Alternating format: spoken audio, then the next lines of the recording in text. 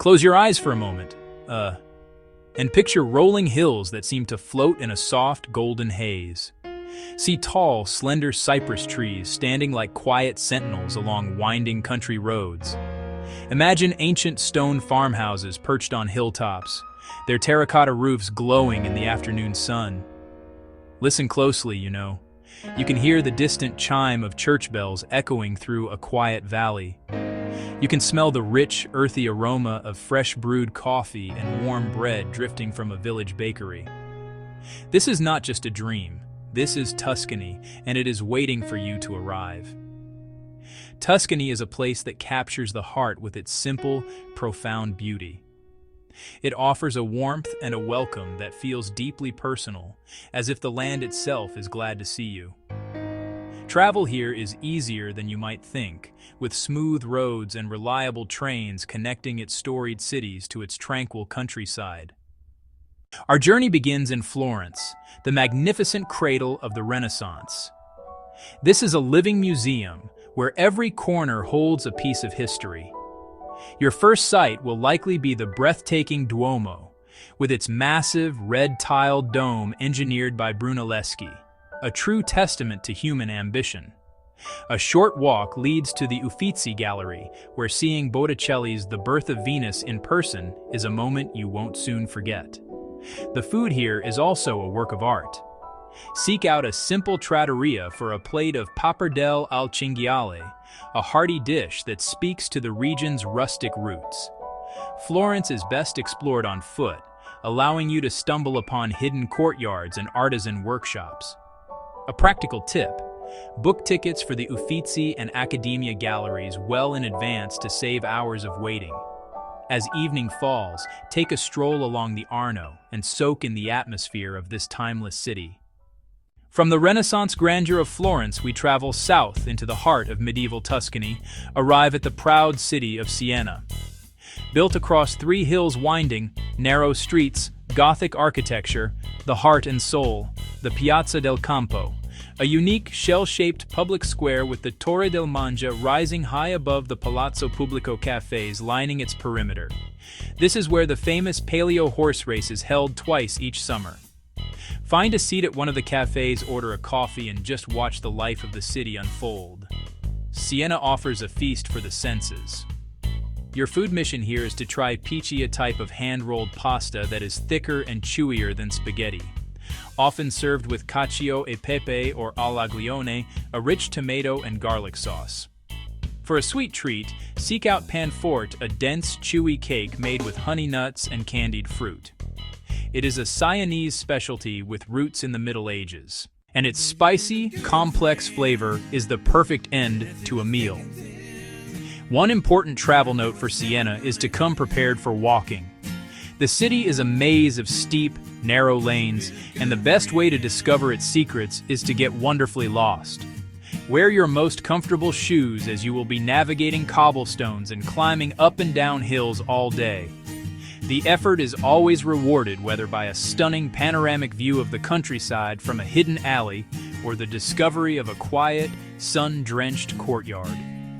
The city's layout is part of its charm, a medieval puzzle waiting to be explored one step at a time. Beyond the Piazza del Campo, be sure to visit Siena's stunning cathedral, the Duomo di Siena. Its facade is an intricate masterpiece of sculpture and mosaic. But the real surprise is inside. The floor is covered in a series of incredible inlaid marble panels depicting biblical scenes and historical scenes, a project that took centuries to complete. The interior's black and white striped marble columns create a dramatic, almost dizzying effect. Climbing the Facciatone, the unfinished facade of a planned cathedral expansion, offers one of the most spectacular views over the city. Our next stop is San Gimignano, the town of fine towers. In the 13th century, wealthy families competed to build towering houses as symbols of prestige. While only 14 of the original 72 remain, they form a dramatic silhouette. While here, indulge in a local highlight, gelato from the world-famous Gelateria Dondoli. Try unique flavors like crema di Santa Fina or vernaccia sorbet. For a breathtaking view, climb Torre Grossa. Leaving San Gimignano, we venture into the Chianti Classico region. The famous Strada del Chianti, or SR 222, winds through a breathtaking panorama of vine-covered hills and silvery olive groves. The main event here is the wine. A highlight is visiting a local winery or fattoria for a tour and tasting. You'll sample different vintages, often paired with local pecorino cheese and prosciutto. A crucial travel note: don't drink and drive. The best way to enjoy a day of wine tasting is to hire a private driver or join a small guided tour. South of Siena lies the Val d'Orcia, a UNESCO World Heritage Site so iconically Tuscan, it's considered the region's soul. The highlight here is the landscape itself. One of the best places to immerse yourself is the hilltop town of Pienza. For an unforgettable taste, try the town's famous pecorino cheese.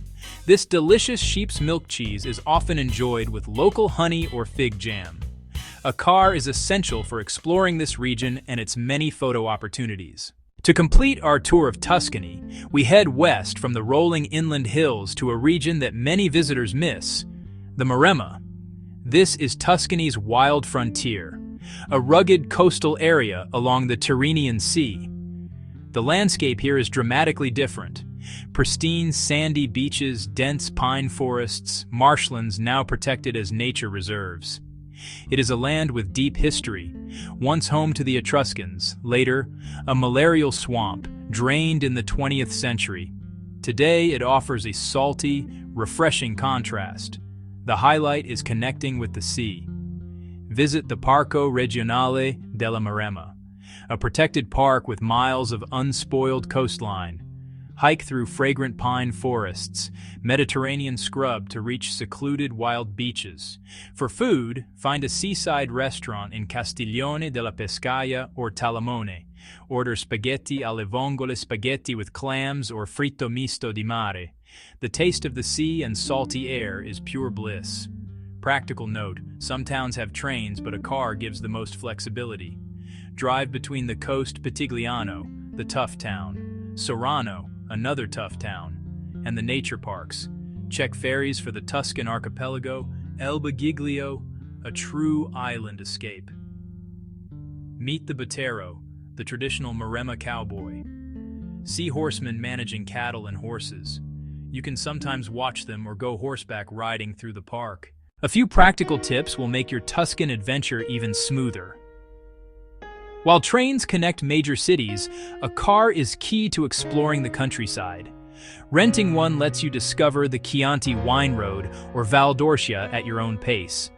Roads are well maintained, but expect narrow lanes and winding curves. Also, embrace the riposo, the traditional midday break from roughly 1 to 4 p.m., when many shops and smaller museums close. Plan for a long lunch or a scenic drive, and join the evening passeggiata as towns come back to life. From Florence's art to the wild Maremma coast, this journey is just a starting point. A final tip: book your must-see tickets in advance, but always leave room for spontaneity. Don't overschedule. Allow Tuscany to surprise you, because Tuscany is more than a place, it's a feeling. An invitation to slow down, savor, and connect. The hills are waiting. The wine is breathing. Go walk its cobblestone streets and taste its timeless flavors. Your own Tuscan story is waiting to be written.